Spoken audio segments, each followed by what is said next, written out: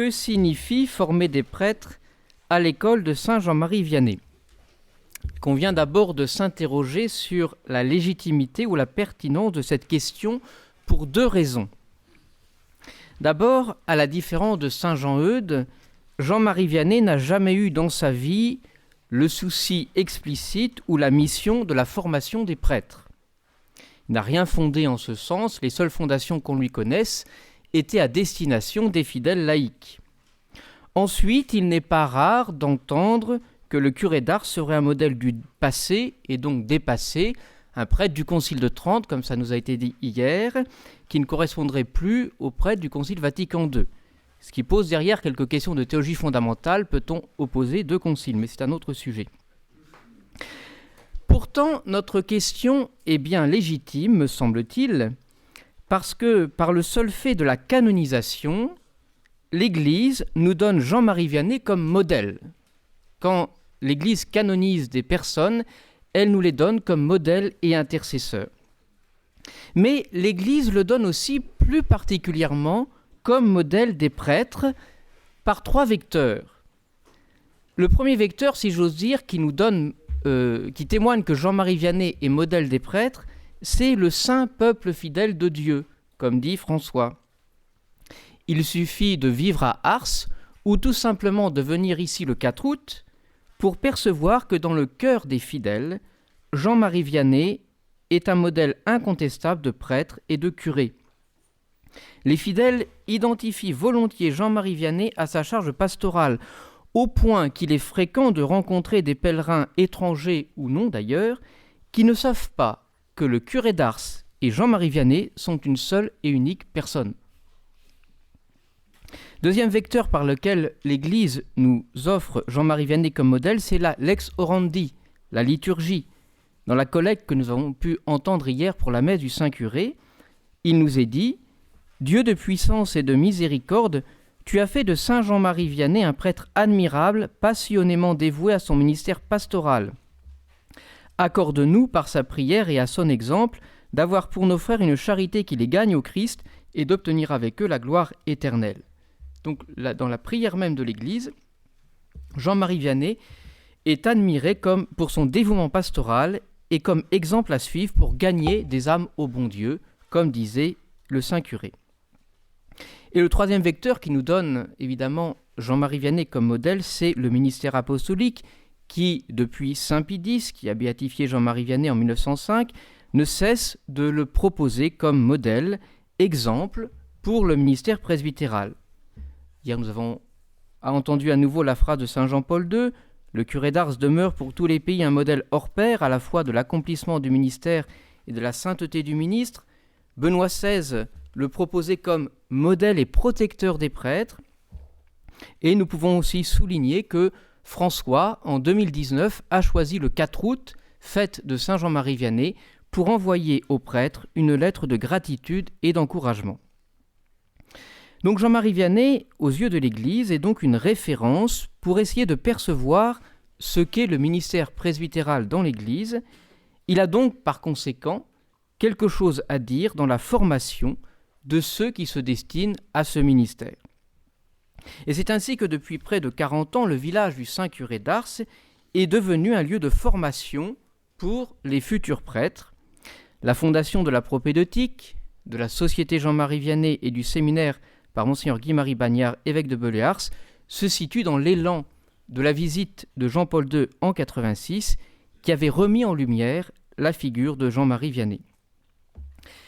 Et c'est cette figure de Jean-Marie Vianney qui est au cœur de la charte qui régit le programme de formation de cette maison. Et on peut lire dans cette charte, la figure de Jean-Marie Vianney exprime clairement ce qu'est le prêtre. Elle demeure également une source d'inspiration pour développer une formation en cohérence profonde avec l'identité du prêtre telle qu'elle est proposée par l'Église. Un peu plus loin, il s'agit de proposer un parcours de formation sacerdotale conforme à la pensée de l'Église et illuminé de l'intérieur par le contact vivant avec un saint sur les lieux mêmes où il a vécu son ministère sacerdotal. Donc, dans cette intervention, il ne s'agit pas de vous décrire par le menu comment se passe la formation ici, que globalement c'est à peu près partout pareil, nous suivons les ratios que l'Église nous propose, mais plutôt de voir en quoi le contact vivant avec cette figure de sainteté peut éclairer de l'intérieur le parcours de formation sacerdotale. Parce que si on pose la question, qui revient de temps en temps, quelle est la spécificité du séminaire d'Ars ? Et on pourrait tout simplement répondre, c'est qu'il est à Ars, auprès du Saint-Curé. Le séminaire suit ce que l'Église demande pour la formation des prêtres, mais en compagnie, sous le regard céleste de Saint Jean-Marie Vianney. Alors je demande ici l'indulgence des séminaristes ou des prêtres qui ont été formés ici, parce que dans ce que je vais dire, qui essaye d'exposer l'esprit de la maison, quelques écarts peuvent peut-être être constatés en ce que je dis et ce que nous vivons effectivement. Ce qui laisse pour les formateurs une marge de progrès et pour les séminaristes une marge d'espérance. Alors, je procéderai en 2 temps, désolé, il n'y en aura pas 3. D'abord, je voudrais m'intéresser à la formation sacerdotale de Jean-Marie Vianney, à proprement parler, et ensuite voir comment Jean-Marie Vianney, cette figure, éclaire les 4 dimensions de la formation sacerdotale. Alors tout d'abord, la formation sacerdotale de Saint Jean-Marie Vianney. Alors vous avez reçu un petit tableau que j'ai constitué en préparant cette intervention pour y voir un peu clair dans comment elle s'est déroulée. Alors pourquoi s'intéresser à ce parcours de Jean-Marie Vianney ? Parce que Jean-Paul II, en 1986, souligne par 2 fois dans la lettre du Jeudi Saint et dans sa méditation ici à Ars, que dans le cadre de sa formation, Jean-Marie Vianney est un modèle de volonté et un exemple de courage pour ceux qui se préparent au ministère presbytéral. Alors, ça rappellera des souvenirs à ceux qui y étaient. Moi, je ne savais même pas à l'époque. J'existais, mais je ne savais même pas qu'il y avait le curé d'Ars et que Jean-Paul II y était. Mais il y a des témoins de cela ici. Alors, tout d'abord, premier point, le contexte de la formation. Alors, en général, on retient 2 choses de la formation du curé d'Ars. C'est, premièrement, qu'il s'est fait renvoyer du séminaire de Lyon, et deuxièmement, que toute sa formation, en fait, a été effectuée à Écully avec l'abbé Ballet. Alors, ce n'est pas totalement faux, mais il me semble que ces 2 éléments méritent d'être resitués dans un contexte beaucoup plus vaste. Donc, à travers le petit tableau que je vous donne, la formation de Jean-Marie Vianney s'étend en gros sur une dizaine d'années, entre 1806 et 1815. 1818, 1815 c'est l'ordination sacerdotale, 1818 quand il est nommé à Ars, si on intègre les 2 ans de vicariat à Écully, qui sont peut-être un début de formation permanente, pour reprendre les expressions de la récente ratio. Alors, malgré les apparences, et c'est ça qui me semble très important, la formation du curé d'Ars n'est pas hors cadre. Elle est pleinement ecclésiale. Et elle s'inscrit dans le vaste mouvement de renaissance de l'Église, que M. Boutry a évoqué tout à l'heure, de renouveau de l'Église de la France concordataire à partir de 1802. Et plus précisément, dans le diocèse de Lyon, le cardinal Fesch, qui est l'oncle de Napoléon, et qui avait pris très au sérieux sa tâche d'archevêque de Lyon et qui s'était, on va dire, converti au contact des sulpiciens, en particulier de M. Emery, le cardinal Fesch déploie beaucoup d'énergie pour la formation des futurs prêtres, n'hésitant pas pour cela quelquefois à s'opposer à son impérial neveu. Au point qu'on a retenu cette parole de Napoléon parlant de son oncle, je cite, « Si on soumettait l'oncle Joseph à l'alambic, il n'en sortirait que des séminaires. C'est l'essence de sa constitution. » Un témoignage assez intéressant sur l'engagement du cardinal Fesch pour la formation de ses prêtres. Alors, quand Jean-Marie Vianney rejoint la cure d'Écully, M. Ballet a déjà un élève qui se prépare à rejoindre le séminaire.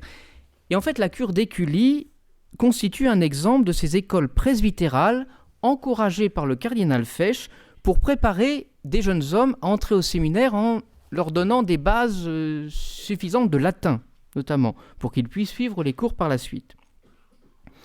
Donc Jean-Marie Vianney va s'inscrire en fait dans ce cadre. De plus, Jean-Marie Vianney n'est pas un cas isolé de vocation tardive, entre guillemets, issue du monde rural et qui peine en raison du latin.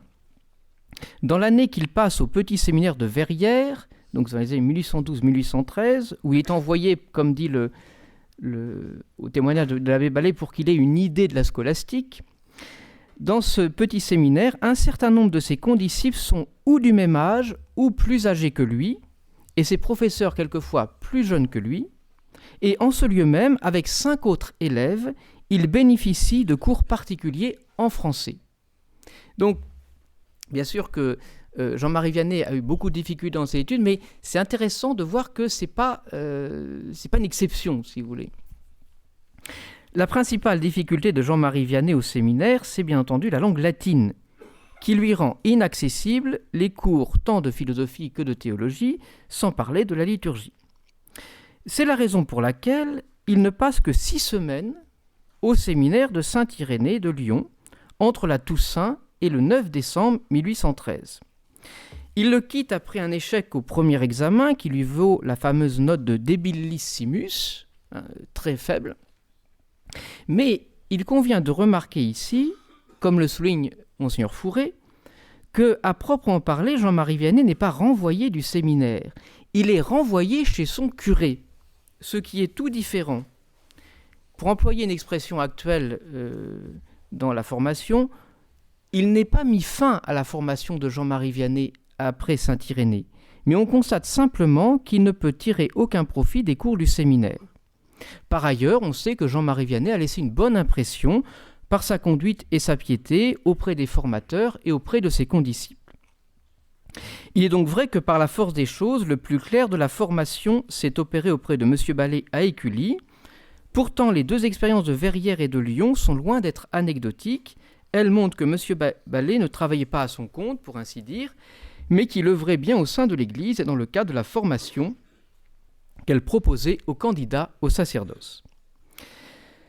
Alors après ce petit rappel du contexte historique, je voudrais m'arrêter sur 3 caractéristiques de la formation de Jean-Marie Vianney qui sont à retenir et qui sont encore valables à mon avis aujourd'hui. La première, c'est la vocation. La formation de Jean-Marie Vianney se fonde avant tout sur la vocation qu'il a perçue dans son cœur. On sait que cette vocation est née de bonheur par la rencontre qu'il fit d'un confesseur de la foi. Il l'exprime très tôt, semble-t-il, par le désir de gagner beaucoup d'âmes au bon Dieu. Mais cette vocation, et je pense qu'il faut toujours souligner cet aspect, s'enracine dans une vie spirituelle qui s'est elle aussi très tôt développée chez lui. Catherine Lassagne témoigne ainsi: « C'est sa foi vive qui l'a porté à désirer d'être prêtre pour travailler à la gloire de Dieu et au salut des âmes. » Sa foi vive, sa relation au Seigneur. J'y reviendrai plus loin. Et on peut dire que Jean-Marie Vianney se situe dans la perspective de l'école française, de M. Ollier et de toute la tradition qui disait « il faut entrer par la porte de la vocation ». Il s'ouvre de cette vocation à ses proches, et c'est intéressant de noter que c'est par son beau-frère qui habite Écully qu'il va rejoindre le presbytère d'Écully où M. Ballet a déjà un élève. Vocation de Jean-Marie Vianney, mais aussi du côté de l'abbé Ballet, la persévérance de l'abbé Ballet à soutenir Jean-Marie Vianney se fonde dans la conviction qu'il s'est faite de la vocation de celui qui lui était présenté. J'y reviendrai un peu plus loin. Donc premier élément, la vocation. Deuxième élément, adaptation.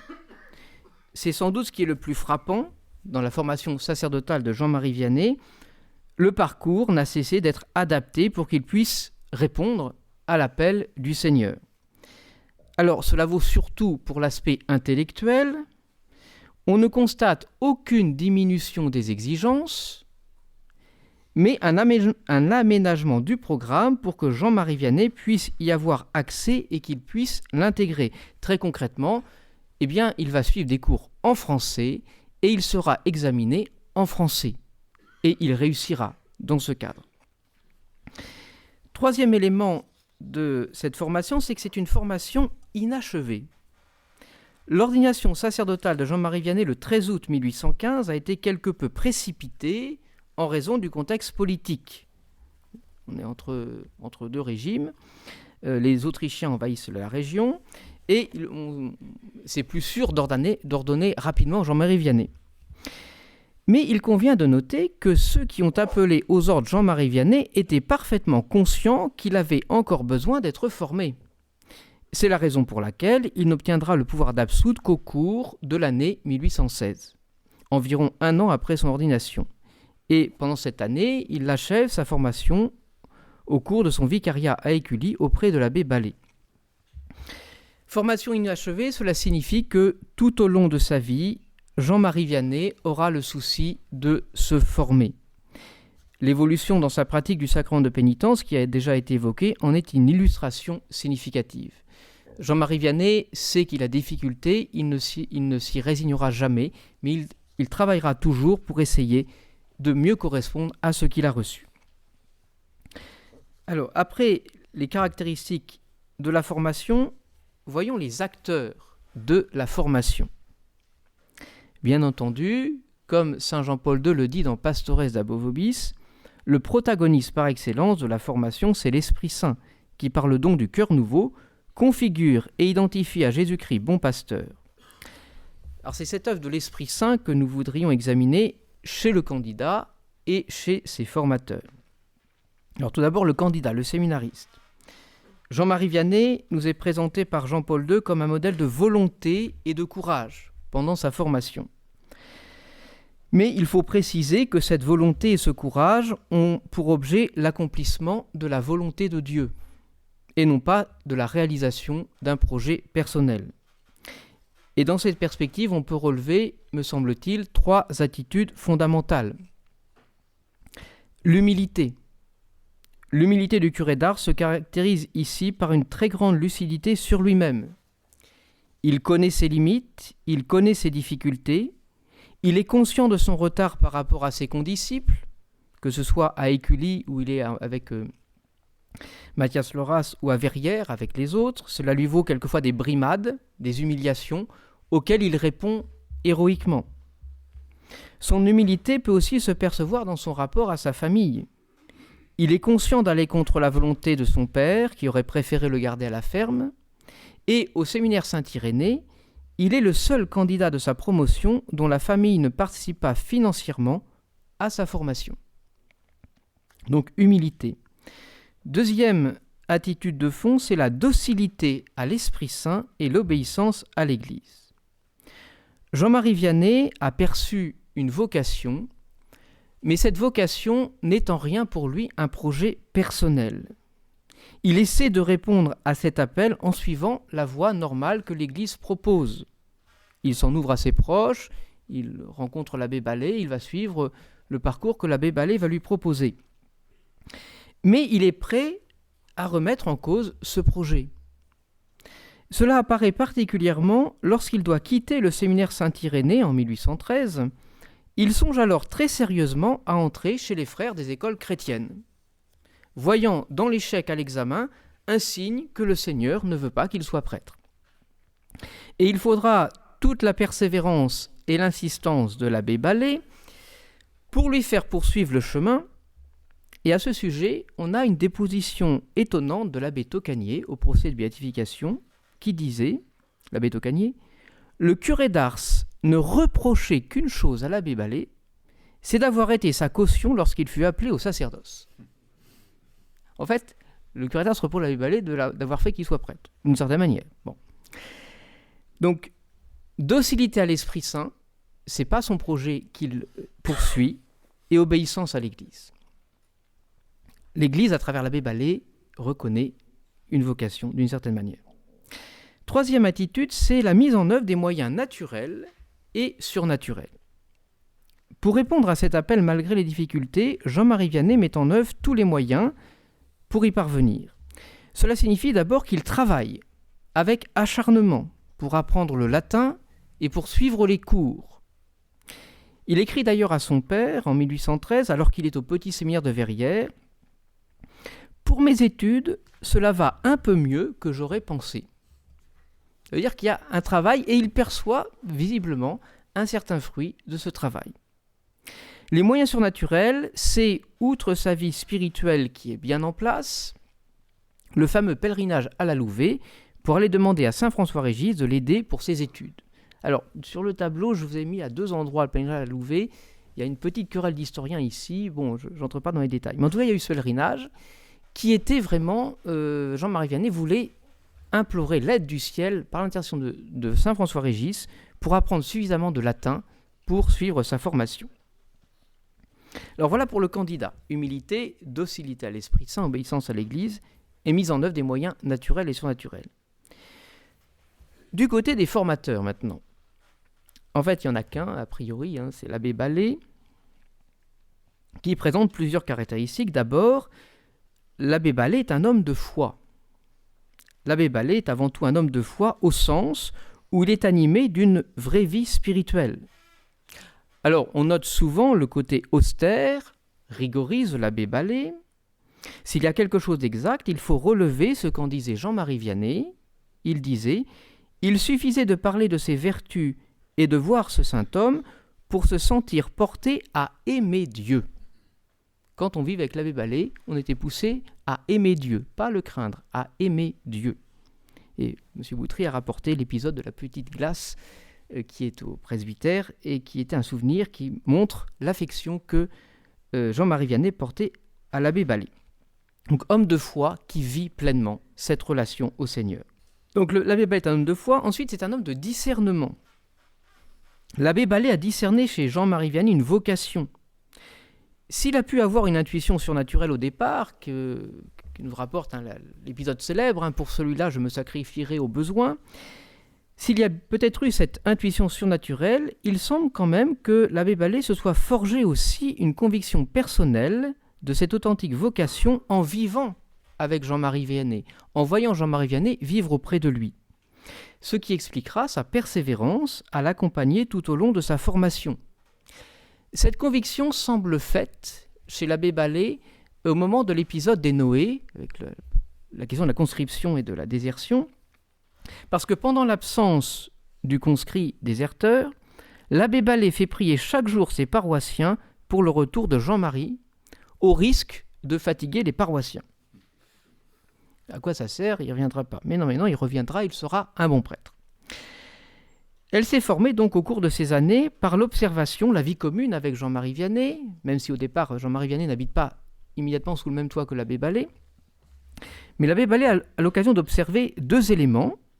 À un niveau naturel, le sens du concret et du réel, joint à la patience et à l'obstination devant les difficultés. Et à un niveau surnaturel, une vie spirituelle authentique qui s'exprime dans la prière, la mortification et la charité envers les pauvres. Enfin, M. Ballet est un homme d'église. Homme d'église, il répond à la volonté de l'archevêque en accueillant chez lui des futurs candidats. Il présente même Jean-Marie Vianney au cardinal Fesch lors de sa confirmation en mars 1807. On sait que Jean-Marie Vianney a été confirmé lors de ses grandes tournées de confirmation, où le cardinal Fesch rattrapait le temps perdu pendant la Révolution. Mais Jean-Marie Vianney a été non seulement confirmé, mais il a été présenté. On a une lettre qui témoigne de ça. Surtout, l'abbé Ballet a la confiance des vicaires généraux et son avis est particulièrement écouté au sujet des candidats au sacerdoce. On sait d'ailleurs que quelque peu de temps avant sa mort, il sera encore consulté à propos de 2 séminaristes qui avaient passé des vacances à Écully et qui avaient laissé un témoignage, un exemple assez peu édifiant.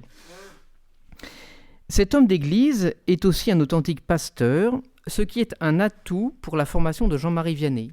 Et comme l'écrit l'abbé Vial, qui a écrit une petite vie de l'abbé Ballet, je cite, « L'abbé Ballet a non seulement la technique de l'enseignement acquise dans les maisons de formation des Génovéfins, il a surtout une longue expérience de la vie et du ministère paroissial et une connaissance approfondie de son élève et de ses possibilités. » Alors, cette rapide présentation du parcours de formation sacerdotale de Jean-Marie Vianney nous permet, d'une certaine manière, de mettre en relief la sollicitude maternelle de l'Église dans l'accompagnement des vocations, qui, évidemment, ne date pas d'aujourd'hui. C'est cette même sollicitude que nous essayons d'exprimer à travers la formation qui est proposée ici. Il s'agit d'accueillir la vocation, d'en discerner les signes, mais aussi et surtout d'adapter le parcours à la réalité spirituelle et humaine de chacun, en lui fournissant les moyens les plus adéquats pour répondre pleinement à l'appel du Seigneur. Pour les séminaristes, effectivement, Jean-Marie Vianney est effectivement, comme le disait Saint Jean-Paul II, un modèle de courage et de volonté, mais dans l'humilité, l'humble reconnaissance de ce qu'on est et l'obéissance. Évidemment, la formation de Jean-Marie Vianney nous rappelle aussi le caractère ecclésial. C'est toujours au cœur de l'Église, qu'une vocation s'éveille et qu'elle s'accomplit. Et le sens et l'amour de l'Église est un des éléments qui a présidé à la fondation de cette maison et que nous essayons d'entretenir. Deuxième partie, voyons maintenant les 4 dimensions de la formation sacerdotale à la lumière de Saint Jean-Marie Vianney. Je recite ce passage de la charte du séminaire. Il s'agit de proposer un parcours de formation sacerdotale conforme à la pensée de l'Église, illuminé de l'intérieur par le contact vivant avec un saint sur les lieux mêmes où il a vécu son ministère sacerdotal.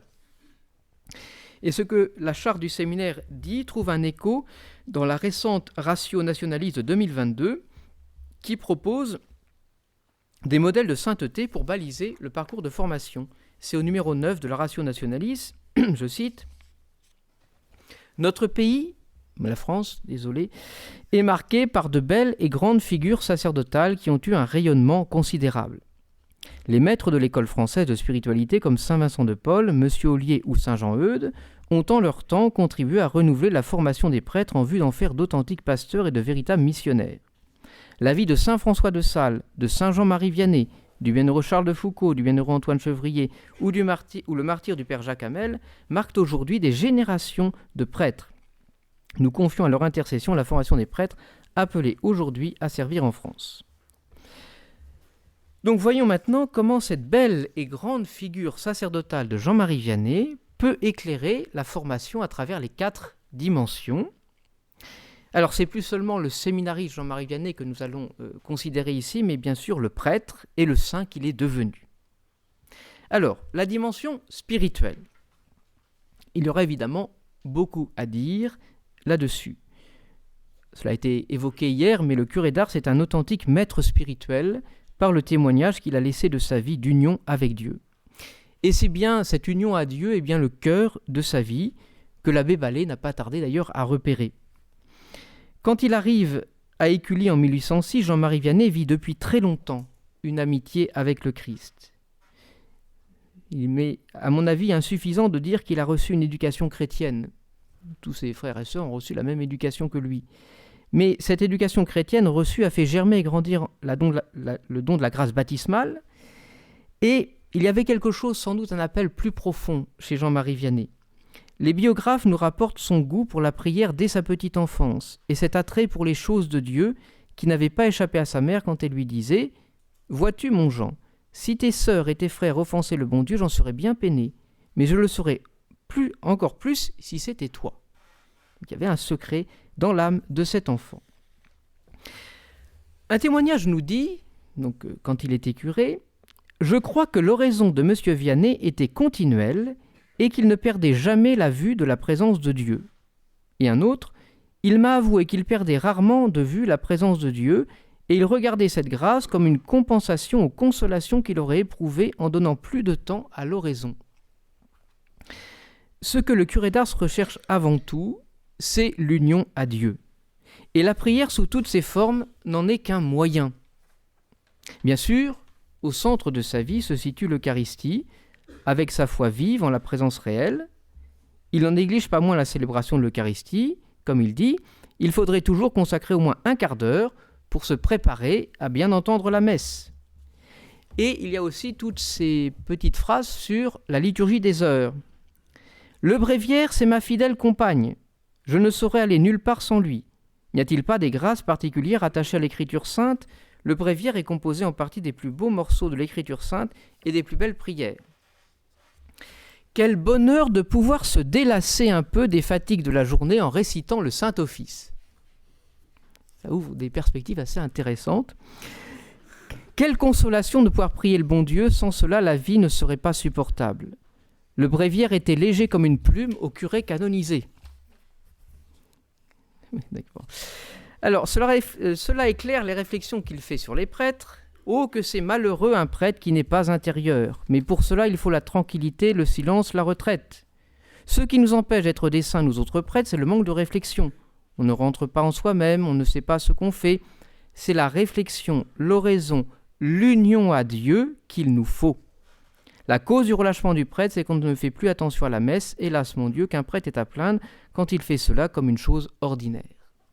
Et cette union à Dieu recherchée rejaillit quasiment automatiquement, si j'ose dire, en zèle missionnaire. On connaît ça a été évoqué hier, mais sa prière devant le tabernacle, c'est « Mon Dieu, convertissez ma paroisse ». L'union à Dieu conduit à la sollicitude pour le peuple de Dieu.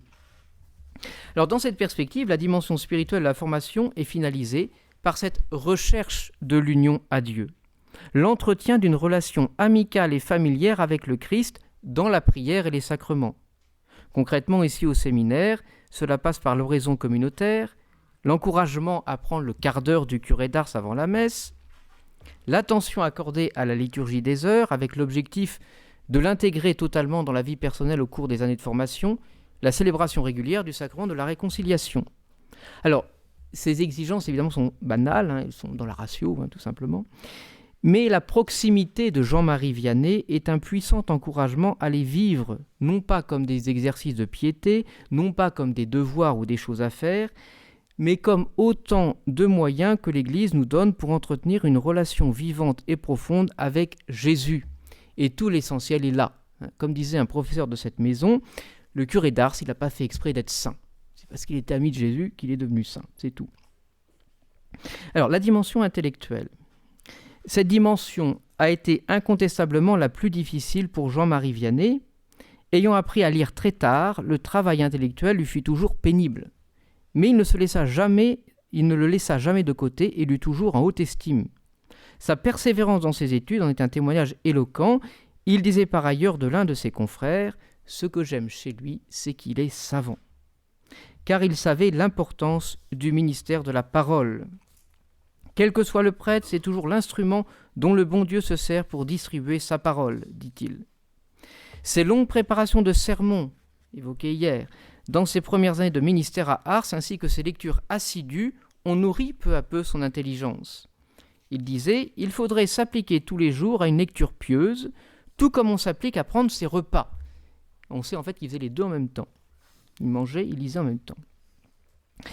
Cela fait que Jean-Marie Vianney, s'il ne fut pas un grand orateur, fut un grand prédicateur et un catéchiste apprécié, au sens où il savait toucher les cœurs par son enseignement. Il convient ici d'évoquer le témoignage de Lacordaire qui disait « Mais quand je prêche à Notre-Dame de Paris, les gens montent sur les confessionnaux pour m'écouter. Quand le curé d'Ars prêche, les gens y entrent. » Et un autre témoignage du curé d'Ars lui-même. « J'ai vu aujourd'hui une grande dame de Paris qui m'a bien dit mes vérités. J'étais venu, disait-elle, pour entendre bien prêcher, mais on prêche bien mieux ailleurs, etc. Je lui ai répondu, « C'est bien vrai, madame, je suis bien peu savant, mais si vous faisiez bien tout ce que je vous ai dit, le bon Dieu aurait encore pitié de vous. » Monseigneur Devy disait de Jean-Marie Vianney, « Il n'est peut-être pas très instruit, en tout cas, il est éclairé. » Alors l'exemple de Jean-Marie Vianney dans son rapport aux études nous aide à situer la dimension intellectuelle à sa juste place. Il est vrai que matériellement, elle occupe la majeure partie du temps au séminaire, c'est vrai. Pourtant, elle n'est pas le tout de la formation, elle n'est pas non plus un élément à dédaigner. Jean-Marie Vianney nous rappelle que ce travail de l'intelligence est au service de la mission, tout entier ordonné à conduire les âmes au bon Dieu en leur faisant connaître la parole de Dieu. La charte du séminaire dit d'ailleurs à ce sujet « Les formateurs au séminaire retiennent que le curé d'Ars fut formé comme par osmose avec l'abbé Ballet, et il porte donc une attention particulière à chacun et l'aide à donner le meilleur de lui-même. L'obéissance aux évêques successifs a éclairé le curé d'Ars afin d'acquérir un jugement pastoral équilibré, et le séminaire d'Ars tend à développer cet assentiment religieux et filial dans la formation intellectuelle des séminaristes. » Oui, l'abbé Ballet a su trouver les moyens de rendre l'enseignement de l'Église accessible à Jean-Marie Vianney. Et c'est un des enjeux de la formation intellectuelle ici au séminaire, que chacun puisse faire sien l'enseignement de l'Église à partir de ses ressources intellectuelles propres. L'objectif n'est pas d'abord un diplôme canonique, même si nous pousserons ceux qui ont les capacités à le passer, mais que l'intelligence soit formée et nourrie pour annoncer la parole de Dieu et rendre raison de l'espérance qui est en nous, comme dit saint Pierre.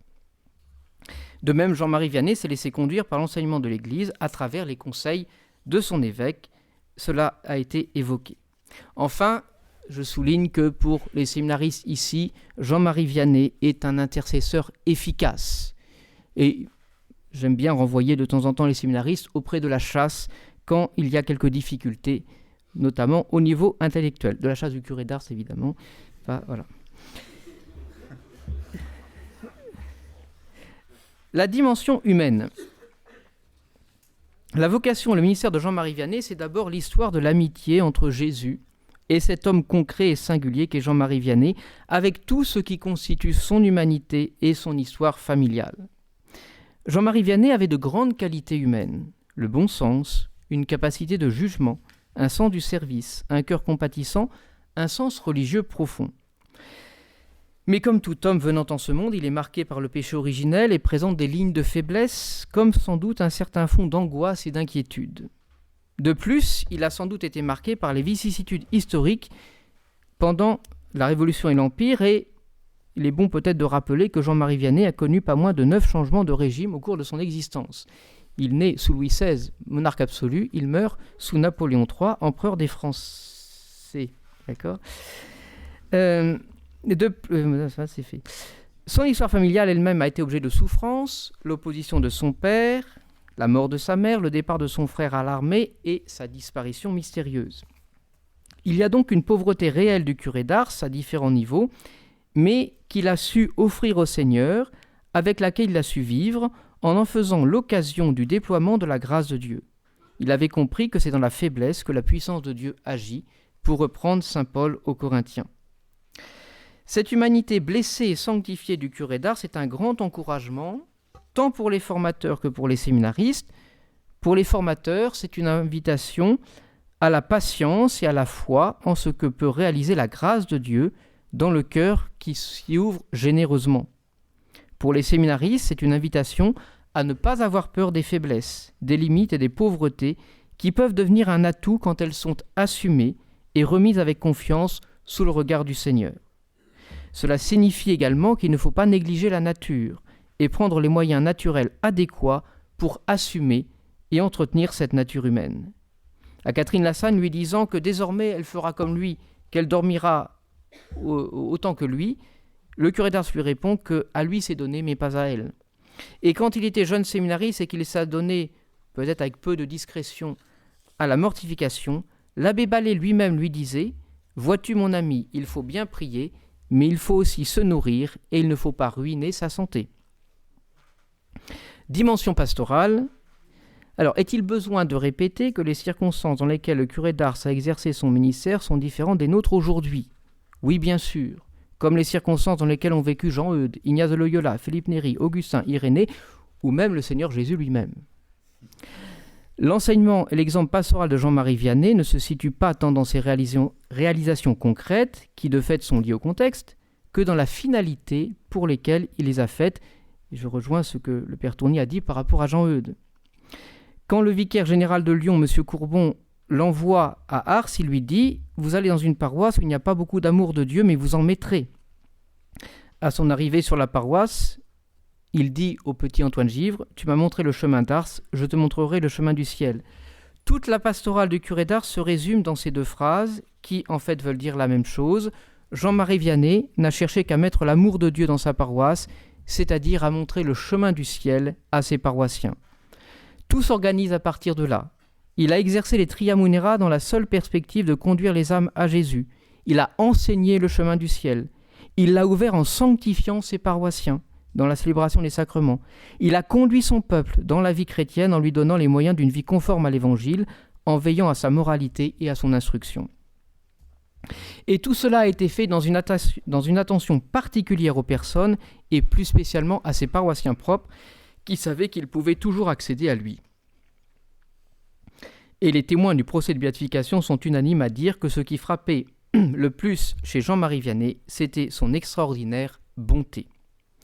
Alors pour les prêtres et futurs prêtres, l'enseignement pastoral pourrait se situer dans 3 directions.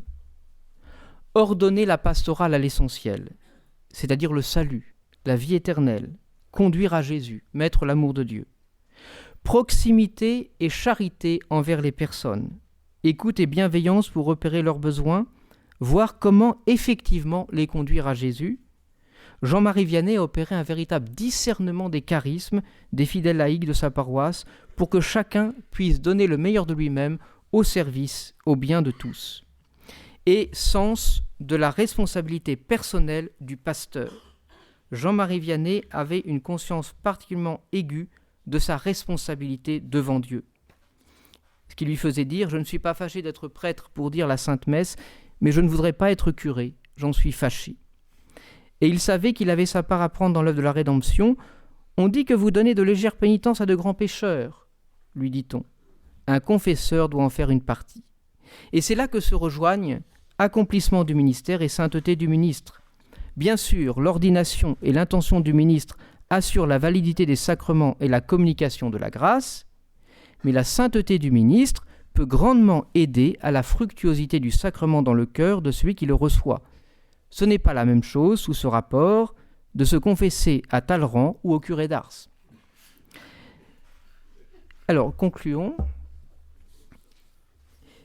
Il y a 2 ans, au cours du carême, nous avons lu le vendredi midi, pendant le repas, La petite vie de Jean-Jacques Ollier de Bernard Pitault.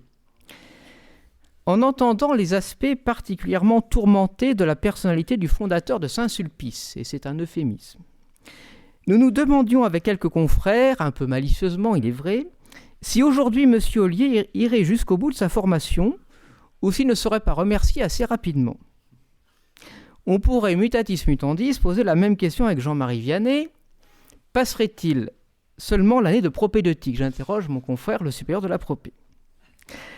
Alors je dis cela par mode de plaisanterie, mais pour souligner un fait important. Les critères de discernement, les exigences requises que nous donnent les ratios internationales et nationales sont nombreux et importants, ils sont absolument nécessaires. Mais il nous faut être vigilants à bien suivre ce que nous demande l'Église et à être vigilants à ne pas laisser de côté des Jean-Jacques Ollier et des Jean-Marie Vianney. Le but, c'est de repérer les vocations et de les encourager. Donc, former des prêtres à l'école de Jean-Marie Vianney implique donc avant tout un regard de foi sur les candidats. Ce regard de foi n'est pas un regard déconnecté du réel, bien au contraire. La grâce ne supprime pas la nature, et la foi, c'est reconnaître l'œuvre de la grâce dans une nature quelquefois bousculée, mais appelée à être sauvée et perfectionnée par cette grâce. Il s'agit d'aider les candidats à assumer pleinement le réel de la nature, de leur vie, de leur histoire, pour le disposer à accueillir le don de Dieu. Plus que jamais, ce discernement nécessite un accompagnement personnel pour donner à chacun les moyens de répondre à l'appel du Seigneur. Et c'est aussi, et l'histoire de Jean-Marie Vianney nous le rappelle, un travail qui se fait au cœur de l'Église et pour l'Église. Je vous remercie.